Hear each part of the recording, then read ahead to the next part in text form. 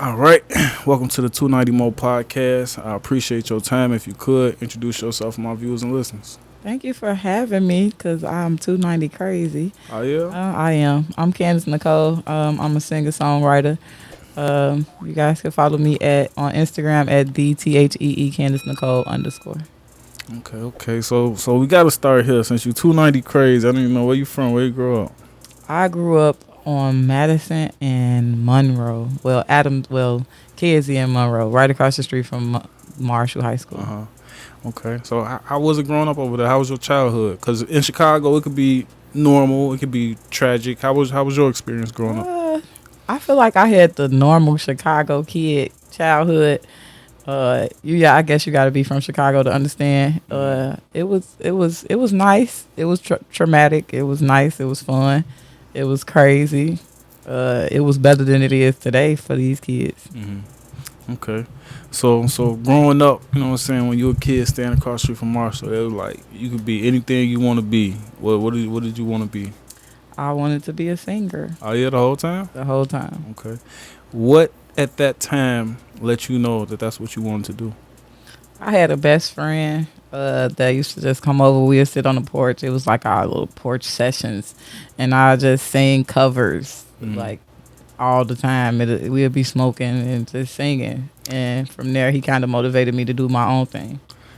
Did it matter who to, or you just enjoy all music, or did you have a favorite artist, a favorite genre? My favorite artist was Jasmine Sullivan, Frank Ocean, Whitney Houston. Yeah, those were my motivations. Okay. So as you growing up, you know what I'm saying, going through high school and everything, was you doing things to further your career in singing, or was you taking another path? In high school, no, I wasn't. I always knew I wanted to sing, but I never really took myself seriously until I was an adult doing my own thing. Yeah, so in high school, I probably was trying to figure out my next college moves. I went to Lincoln University. I never really knew what I wanted to do other than music. Nothing else ever really settled with me. So you said it took you to be an adult, you know what I'm saying, to really do it. So if you knew that's what you enjoy and that's what you wanted to do, what took you till that point to actually execute? Confidence, and I didn't really necessarily know myself. At that time, I wasn't writing my own music. I was really just doing covers to everybody else's music. So I just wanted to be, when I realized that I did want to do music, I just wanted to be myself. I didn't want to imitate nobody else. Okay, so with you knowing that you wanted to be yourself and not imitate, what steps did you take to do that? Because, you know what I'm saying, it's already singing. A lot of people sing. What did you decide on to separate yourself from everybody else? So I'm in cahoots with a whole lot of battle rappers. Some battle rappers are like my best friends. They kind of got me started with even acknowledging myself as a dope artist. So my bars, I have bars, like it's crazy. I got bars. So that kind of set me astray from everybody else, because like I kind of used to rap sing, if that made sense. And then like all the hood ninjas loved it. They like, she's dope. So that was kind of cool. Okay, so what do you have a preference, or do you enjoy both of them equally? I enjoyed them both. Now that I'm further in my career, I feel like I want to get back to where I started as far as the rap singing thing. When I first came out, it was so much ridicule and like, you should slow down, or you should do this, you should do that, you should do this, you should do that. So I was taking so much advice, and I kind of strayed from where I started from, and I just focused more on my vocal abilities. But I do want to get back into my rap singing era, because I feel like that's like super dope, and it kind of makes me stand out. Okay, so with you starting with the covers, you know what I'm saying, and coming to your own, talk to me about your creative process and the evolution of it. Like, how did it start from, you know what I'm saying, the preparation from doing a cover to where you are now to creating a whole song? Real life experiences. Start beating my booty, and it was just a way to release release it, like other than being angry or being a typical black woman from Chicago, the west side of Chicago. So I just started writing it down and making dope music, and it was just dope as fuck. So that's where I came from. Okay, okay, that's dope. That's dope. So you sitting down writing. Talk to me about your creative process. Yo, no, we're gonna get there. Talk to me about your subject matter. What when you sitting down writing these first songs on your own? What was the subject matter like? What was you putting out? I guess it just depends on what I was going through, or typically when I write, it depends on the beat. The beat kind of speaks to me on what direction to go to. If that makes sense, the beat kind of be talking, it be saying words, and it just come out from there. Hmm. And speaking on the beat, when you looking for music, what necessarily are you looking for in Oh music, or do man, you work directly with a producer? I'm super duper diverse. I just got a professional personal producer that's making Candice Nicole beats, but I'm super diverse. I've got a rock song, I got pop songs, I got dance hall songs, I got soulful music, I got some music for the hood. So I'm kind of all over the place. Hmm. And with you being so diverse, what's your favorite kind of music to do if you had to pick one to Uh, do? I'm kind of like a indie artist. My favorite is the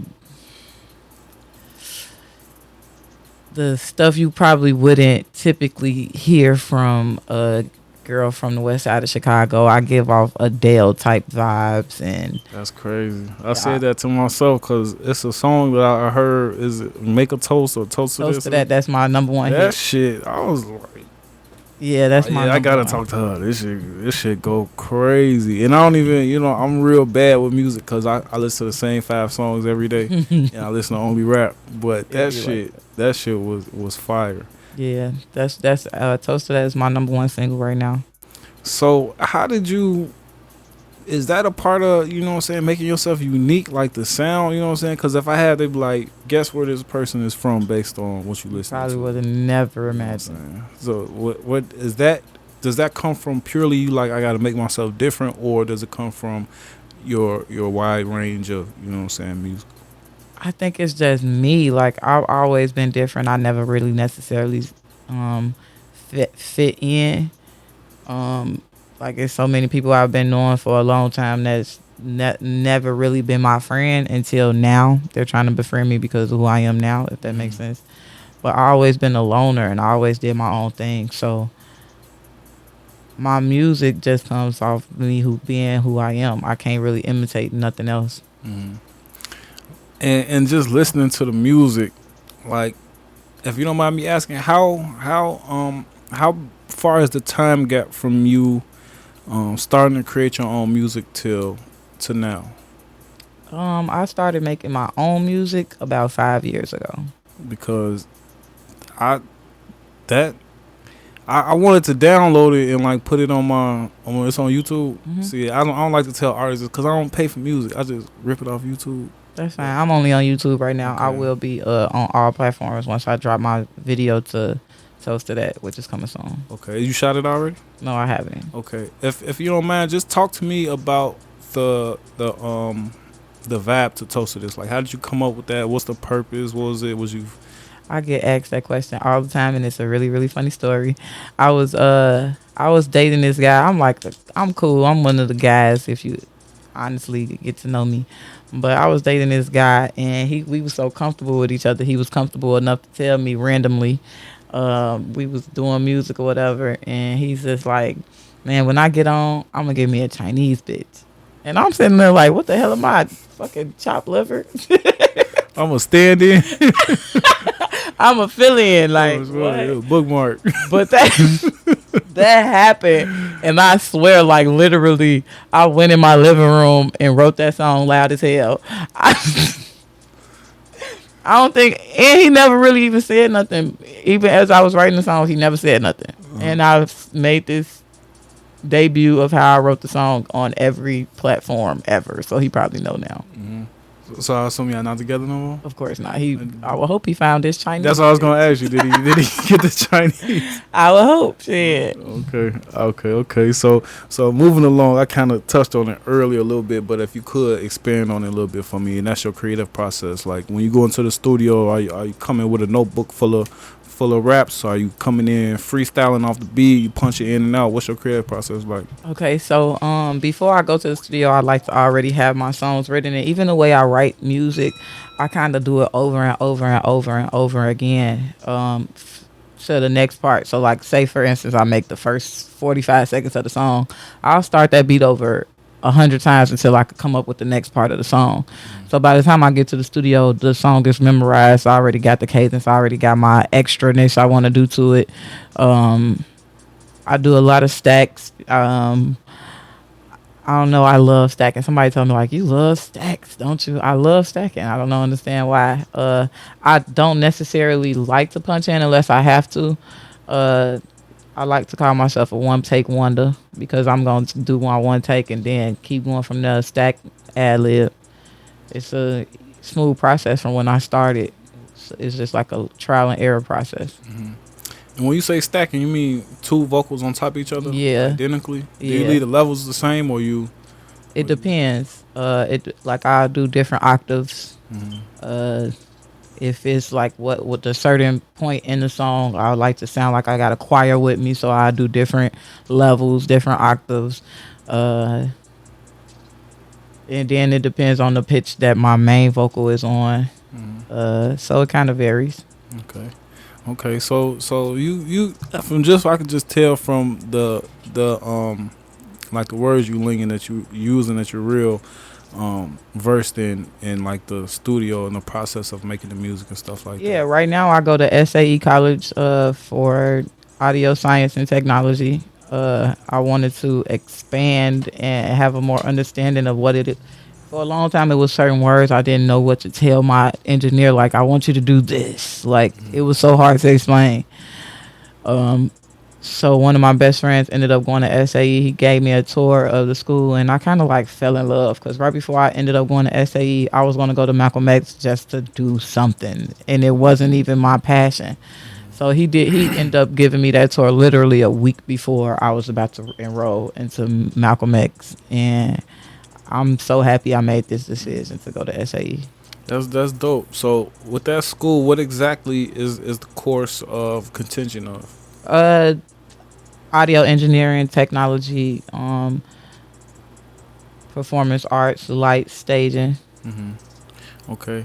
So a normal day in class, well, not a normal day in class. Overall, with the class, what's your favorite aspect of it all? My favorite aspect is the hands-on. SAE has an amazing, um, what is the word I'm looking for? Like all their technology, they have like the top shelf everything, and they have it at our disposal. So I could book a studio session for free. I could have two people Oh come yeah. in, yeah, anytime, every day. I could have an engineer come in as a guest. He could mix it, record it, whatever he want to do, and it's all for free. That's So raw. I love the hands-on aspect of it.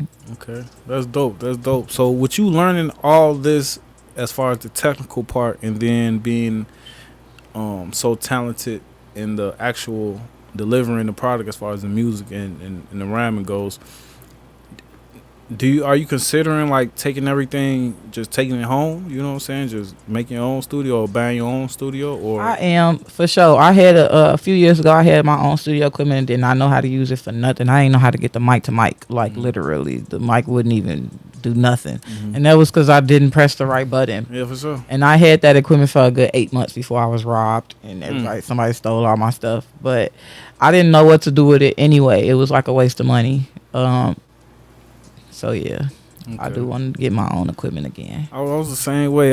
Cause I don't got no background in none of this. I just Literally. I go to YouTube University, so Hey, that's a good university to attend. I just go in there like, why this mic ain't coming on? And it tells you. Yeah, I'll press this button.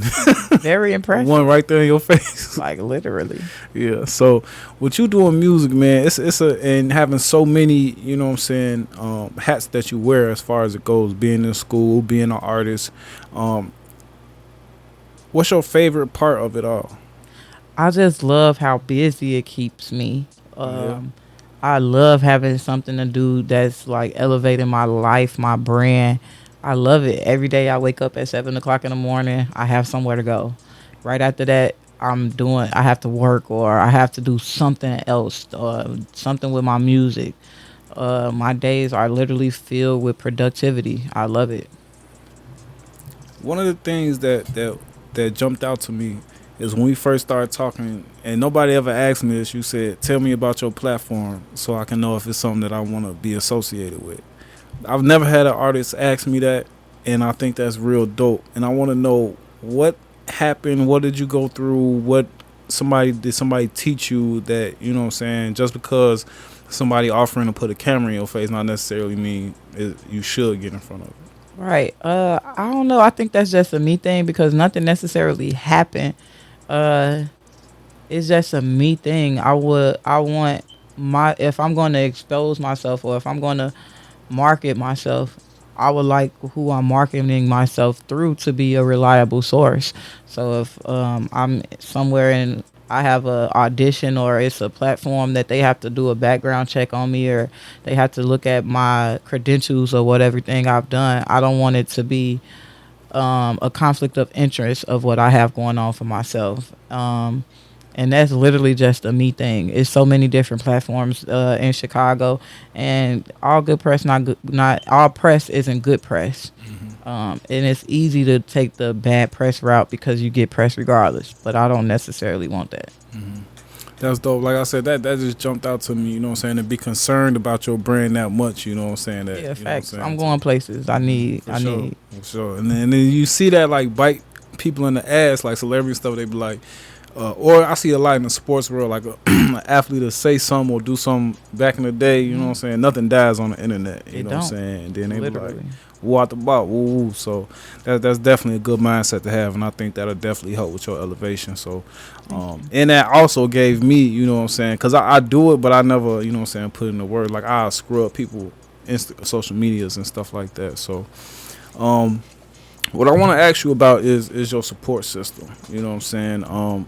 One thing I noticed doing this, you know what I'm saying, from like I like transition from like the streets kind of, you know what I'm saying, out there. So when I came here, I feel like, you know what I'm saying, I got more support when I wasn't doing what I was supposed to do. You know what I'm saying.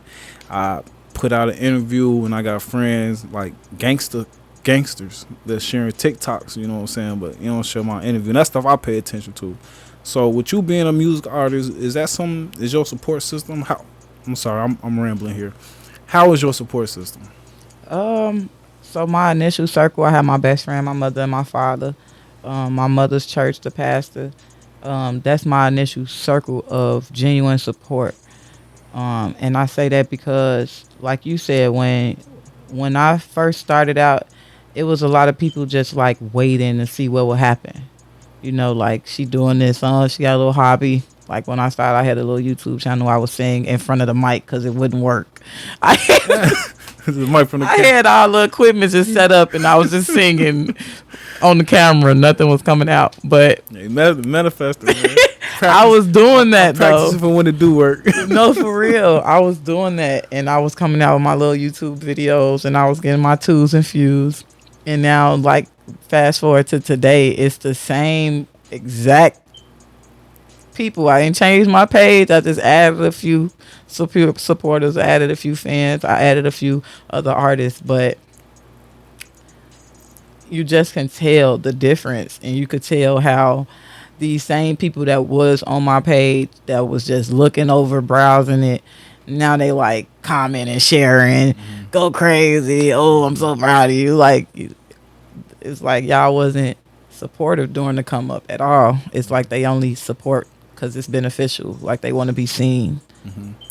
So with you knowing that and the way you working and the work you putting in, it's just a matter of time for some pop. Of course. When that time comes, is that something you still gonna take in the man, or you gonna be like, man, fuck all that shit, everybody come on, or do Oh they no. gotta give you three Oh bars no. to get on the bus? Oh no. My bus probably gonna have me, my manager, and my band, and my backup singers. Even to this day, it's people that won't even buy a $15 ticket to come to the House of Blues, which is one of Chicago's hugest platforms. Like something you So should just experience. Period. You right. know what I'm saying? So yeah, if you're not on this wave now, this train now, you definitely getting left. Mm-hmm. As I feel like that with relationships too. I feel like if I can't get find somebody solid to lock in right now, shit, I'm gonna be single for the rest of my life. Mm-hmm. Cause after this is only up. Right, for sure, for sure.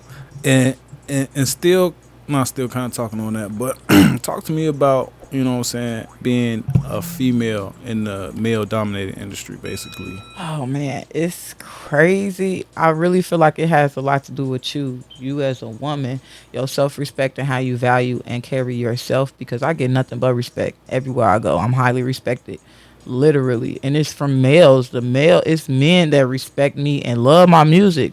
Like women probably love my music too, but they don't voice it. They not as vocal as men are. Like the men will sing toast to that to the top of their lungs, like right there in front of you.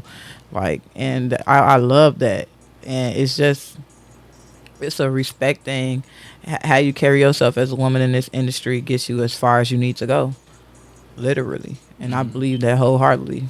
That's dope. That's dope. So you never had any bad experiences As far as what? as far as being a female in the male dom? Like I had a female talking. She was just like saying like she done had guys set up studio sessions and then they get to the studio and ain't no music playing type shit.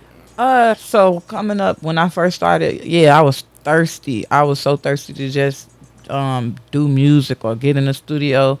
It'll be people like, yeah, link at the studio, but or like I'll be talking about studio or let's do some work and they like, all right, we could do that. Let's smoke or something. Let's get a drink. Let's grab a bottle. I'm like, that's not necessarily what I'm talking to you for. They can't focus. Which is why I had to start dominating myself. I had to start putting myself in different positions, put myself in different rooms because I'm not gonna lie, in this industry is very manipulative. It don't matter how talented you are, it's really how street smart you are and how smart you are, period, of what you gonna fall for. Everybody claim they a gatekeeper. So you don't necessarily know who to trust. So you gotta put yourself in those positions. That's dope. That's dope. It seemed like well, it don't seem like it. I could tell that you got your head on straight. If you don't mind me asking, who do you go to for mentorship or for guidance or counseling?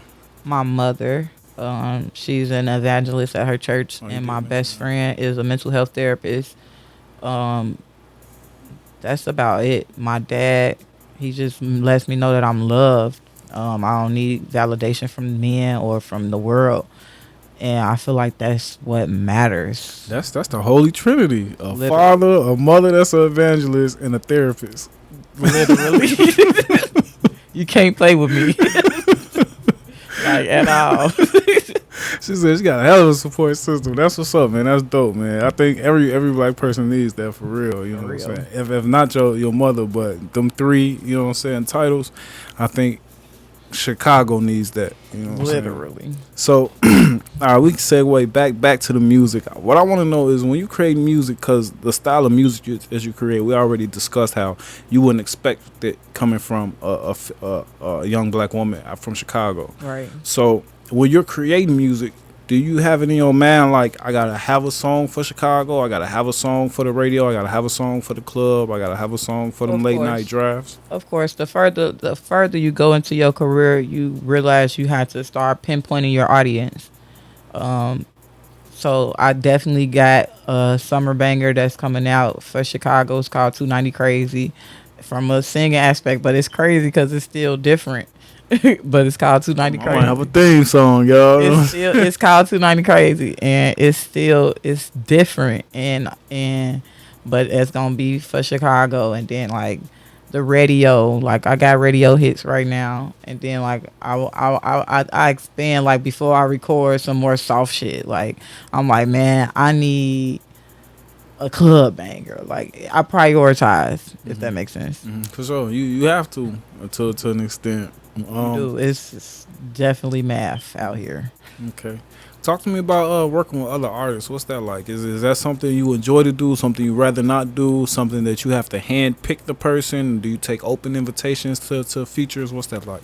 So my first two albums, my first album was Zero Tolerance. I had a few features on that, and then Toasted. I mean, that was then. This is now. I had like 4 or 5 features on it. It wasn't necessarily premeditated. I didn't think about it at all. It was probably me needing studio time. I'm in the studio with people that do music, and we just happen to do it because I'm there. It's free, and they dope.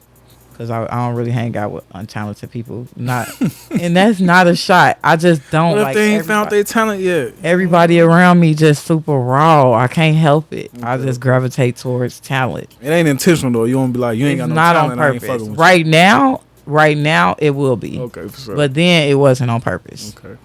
Okay, that's dope. That's dope. Okay, and being a recording artist, you have to like, you know what I'm saying. You have to, in a sense, please your fans. You know what I'm saying. So in this day and age, it's like you got to be careful what you say, what you do. You know what I'm saying. What status you put online. Is that something you take in account, or do you be like, "This is my life. I'm gonna live, have it, like it, take it or not." I came a long way from social media, my social media presence. I used to didn't necessarily care about nothing I put on the internet. I didn't.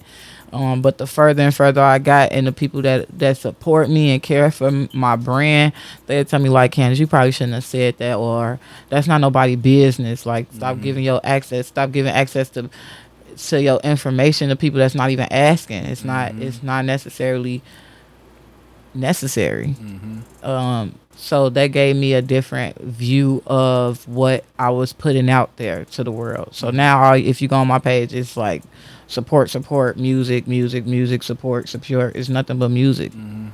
I said something funny. I shout out to my sister Radonna Johnson. She was just murdered. Like, it's just, it don't never. Name sounds so familiar. Yeah, she went to Marshall. Huge pillar on the west side of Chicago. She was murdered recently. Horrible tragedy. Very unexpected. But she was one of my biggest fans when I started doing this, and she just was so motivated to let me know not to stop and like not care about what nobody else say. She was so much more positive than even me. So now I kind of channel myself as and what would she say or what would she tell me to do, even before I post anything, before I rant or rave. I'm like, she wouldn't want me to do that. Yeah, man. Sorry for your loss, man. And that's why I asked you about like just growing up in Chicago, because directly, indirectly, it's kind of hard to get out unscathed. You know what I'm saying? It's kind of hard to get out untraumatized, or let alone get out at all. True. Yeah, Chicago definitely molded my brain, which I feel like has a lot to do with my writing process, which has a lot to do with my artistry and my brand as a whole. I love my city, don't get me wrong. I love Chicago. I love everything about it. I love every traumatizing event that I had to go through, because I am who I am because of it. But you got to think about where you go. You got to think about who you interact with. You got to think about who you riding with. You got to think about who telling you, who coming, who. You got to think about that. And then even at certain shows, you can't invite your cousin Pookie and Bebe. Like, you can't invite them to this upscale place, because they still think of you as Candice. They don't think of you as Candice Nicole. So they going to come with you and be like turned. They don't necessarily care about your artistry. So you have to just think about everything. What I want to ask you, and you just kind of said your name, and I'm just assuming that Candice is your legal name. What made you want to go with your legal name instead of a stage name? 'Cause I am who I am. It was always that from the jump. Like, it was never a question like, I'm gonna be this and be that. I'm Candice. I'm Candice. I am who I am. I can't pretend to be nobody else. I don't want to alter ego. I am Candice Nicole. That's who I am. Okay. What I want to know is, in this day and age, it's social media is a part of our lives, regardless of how you use it.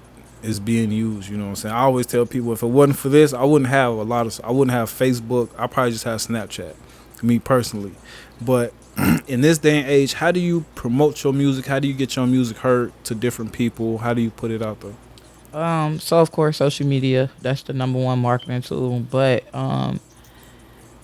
I've been coming up with like real clever things like at SAE. Like I will airdrop my flyer to everybody who's available to see it. Even if Quick, they decline it, I'm gonna keep sending it till they quick, accept it. quick story, real quick. I don't mean to interrupt you, but I had went to Miami last year, and I had my cards for the podcast. I had printed like 1,000. I'm like, I'm finna pass these all on Miami. I get on the plane, I forget all the cards. We land. My homie like, man, I just got an iPhone like 2 days Airdrop previous. it. He like, just airdrop it. I'm in the mall, just sitting down. Whoever airdrop is available, just airdrop. Yeah, for sure. I feel like that's an amazing marketing tool. And even when I tell people that, they like, you smart, real smart. Bag your mama house. Get yourself out. Give me one too. But another little clever marketing tool that I was thinking about, because I'm gonna be going to a concert soon. Free game, y'all.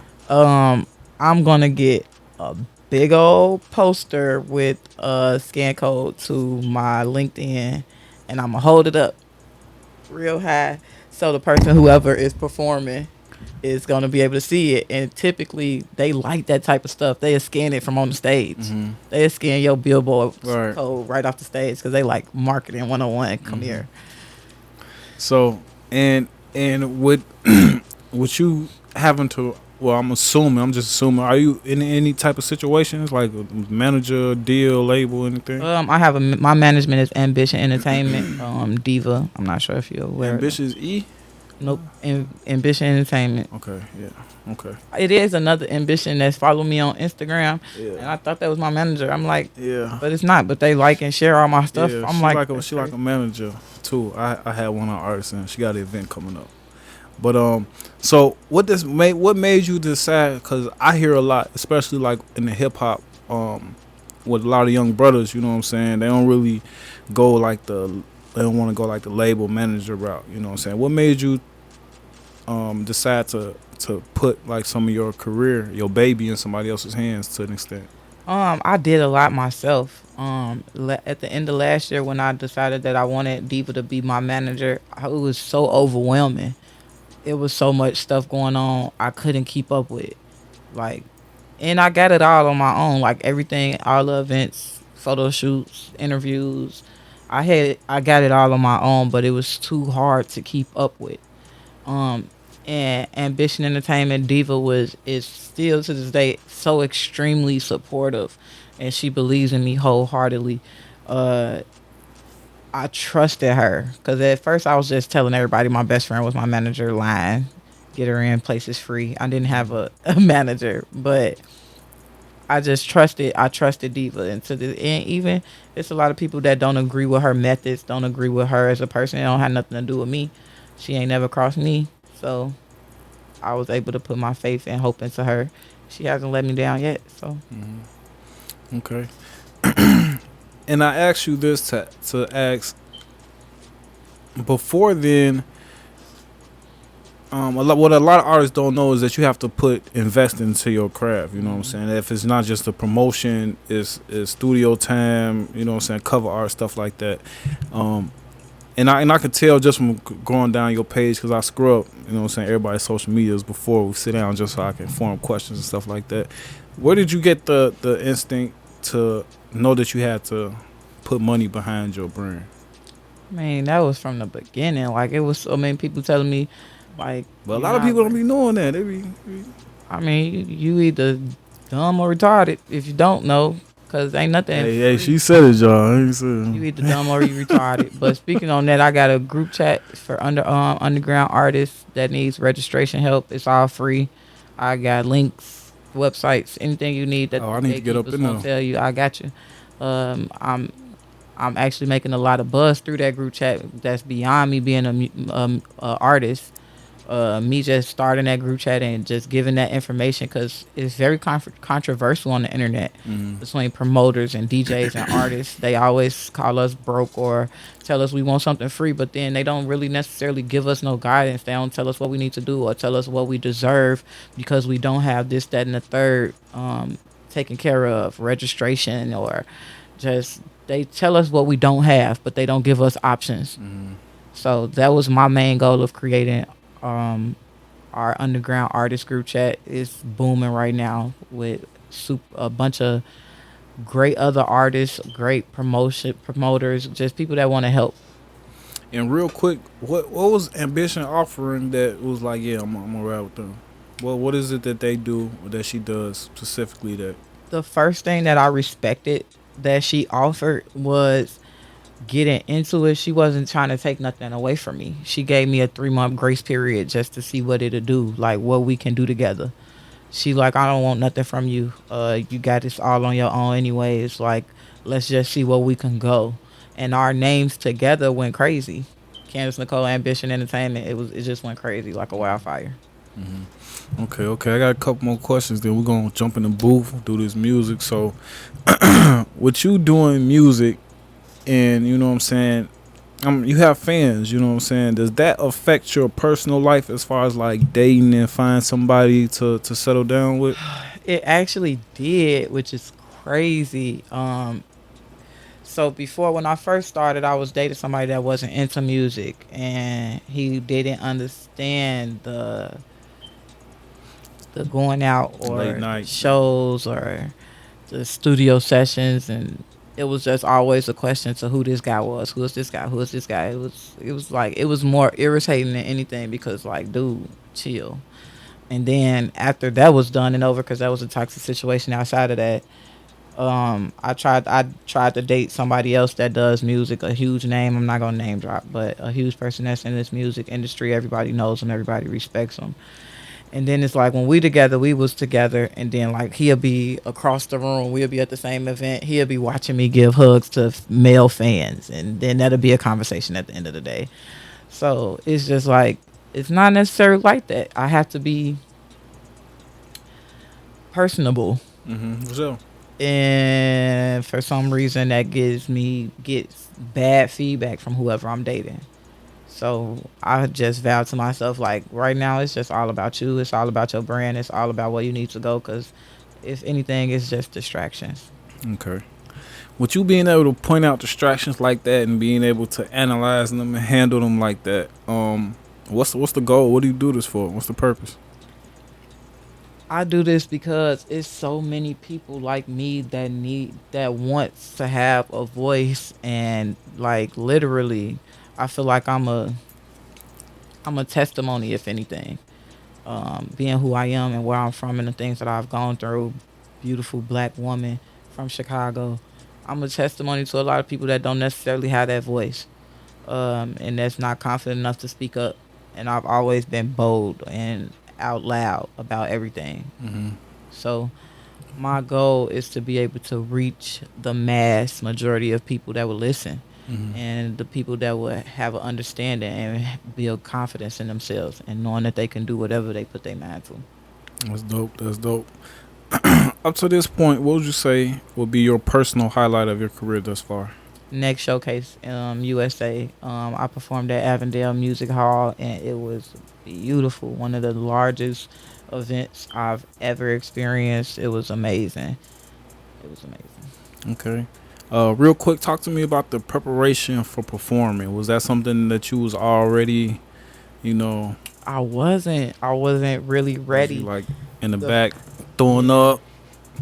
I'm naturally an anxious person. I have crazy anxiety, so it don't now. I don't think I just cancel the code just turned on now. But when I first performed, my first performance was at Bar University with Brian and Jackie over on 79th. Beautiful, amazing production team. They so crazy raw. It don't make no sense. That's where I started. But my first performance there made me fall in love with performing, and I just wanted to do better and be better, and it made me focus on my vocal pitches to perfection. Like I could sing right now and it'd be perfect, pitch perfect, literally. And that's just off the dozens and dozens of performances that I've done because I always wanted to do better than the last time. So when you do perform, excuse me, is it just like a stand up in front of a crowd? Do you like be like I'm gonna do this step? You know what I'm saying? Do you pay attention that deep, or do you just I do. feel the It vibe? depends on what song I'm singing. Like Toaster, that I'll probably sit down because it's a more intimate song. I'll sit down, sing, show off my vocal abilities. Then I have a song that's called Paradise. It's more into like Afro beats. So I do a little 2 step and like give a show. I feel like any performance should be entertaining. Mm-hmm. I think I got to work on that a little bit more when I get further down the line. I have backup dancers to just teach me a little 2 step. Just something to entertain, make my performance entertaining. Mm-hmm. And you said hit every note. Are you actually singing on stage, or do you use a Yes. performance track, or No, I sing the whole thing? completely. Yes. Oh, that's dope. That's dope. That's one thing I noticed. A couple shows I've been to, like people really don't. You That's know what I'm always saying? been like one of my biggest pet peeves. Like I noticed the mic go away from somebody's mouth and the words And keep words going. still going. That's one of my biggest pet peeves, especially for singers, even rappers. Because when rappers sing Rappers over got their it track, bad. They got it bad. they rap over their track, and it's horrible. It's a horrible performance. I have rappers in the booth that can't even mouth the lyrics to It'd be their horrible. It'd be horrible, and that's no judgment. No no judgment. judge. The Safe judge zone. free It's zone. definitely a safe zone, but in my honest opinion, singing or rapping over your actual track is the worst performance you can do. You have to practice in the mirror with and just your basic beat. Just practice with the beat. Practice remembering your words. Practice. I'm sorry. It's all good. Hey, it's a safe zone. You know what I'm saying? It's a No safe judge. zone. This is advice out of But somebody love. need to hear that. No, This is but, love advice, everybody. for sure, for sure. So, and that little part right there just blanked my man out from my neck. I be having him on deck, up line next, so I'm You just, kinda been fluent. I'm just finna freestyle it right here. So, with you being a recording artist, everything has like a yin and a yang. You know what I'm saying? We talked about what's your favorite part. If you had to take one thing out about the industry that you are in, what would it be? The gatekeepers. It's like real high school. If I didn't have to deal with social media at all, that'd be great. Mm-hmm. I hate going on social media because there's so much judgment. Mm-hmm. All you see is negativity all day, and I hate it because they just step on your toes one way or another, and it gets irritating because at the time it was like when I was before I like not even before because it's just recently became I've always been confident, but I would get overwhelmed and I would look at what people say, and if the shoe fit, I take it so to heart. Mhm. But you make adjustments, and you got to learn how to eat the chicken and throw out the bones. For sure. Take what you supposed to take and separate what don't fit for you. Mhm. And at first, I was having a hard time because it was a lot of ridicule coming my way between how I acted or how many drinks I drink or if I'm out in the club, who I associate myself with. This note wasn't on like my management. It was just always something being said, some type of ridicule. So that'll be the thing I take out because I don't need to see that. Even though it kind of molded me, Mhm. it almost made me give up. Mhm. Not gonna lie. That's fucked up. I'm glad you made it through that, man. So, Fact. um, I'm a hard body. real quick, for somebody who may be seeing you or hearing you for the first time, or already know you and and getting to see you in this atmosphere, tell them something about you that you would want them to know, or they might not know about you. Why should they leave here and go put Candice Nicole in they Spotify search list? You should leave here and go put Candice Nicole in your Spotify search engine because I'm like as real as it gets. Like it's not no artificialness with me, and I'm not like nobody else. So when you finally listen to my music, you're gonna be like, "Dang, I didn't really expect that." That's exactly what I did. That's crazy. That's exactly what I did. I'm sure because every time I do an interview with somebody, I always give like, you should interview this person. And I'm like, yeah, what about? Right. You know what I'm saying? But I heard the music and I was like, oh yeah, we gotta have him. She gonna be late. Fucking, I don't care. You know what I'm saying? I gotta holler at My her. tardiness. I had other engagements. I've been double booked. Yeah, that's what I said, and I ain't even. That's why I said I love that. You know what I'm saying? Like you said, you working, and the real reason, like I like put, like the people who watch and listen don't know, but like in the like itinerary type thing I sent you would be like 10 minutes. You know what I'm saying? Then late or reschedule. But I really just put that because I dealt with so many people at the beginning who it didn't get to that time and they won't even say nothing. You know what I'm saying? So I just use that Disrespectful. to keep the contact. You know what I'm saying? So Okay. people try to keep the contact. So it was definitely a dope interview. I'm glad I got to do it. If you could let the people know what you got going on right now, what's coming up. Right now, I have one of the hugest performances that I've had in my entire career at the House of Blues, April 25th. I'll have a 15-minute set with the band, backup singers. You guys should definitely check it out. It's gonna be dope. I'll also performing at Ambition Entertainment for I'm headlining for the Steppers on Mother's Day, pre-Mother's Day party at Ambition Entertainment. That's dope. That's dope. Also, where can we find you on social media? Where can we find the music? Where can somebody potentially work with you? Where can they send you music? All that good stuff. You guys could follow me on Instagram at the THEE Candice Nicole underscore, Facebook Candice Nicole, YouTube Candice Nicole.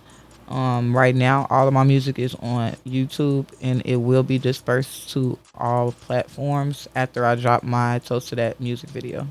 Okay, okay.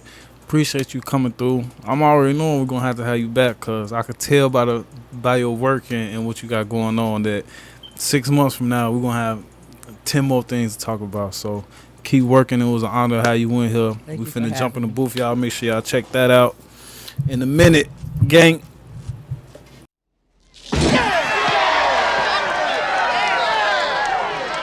Yeah.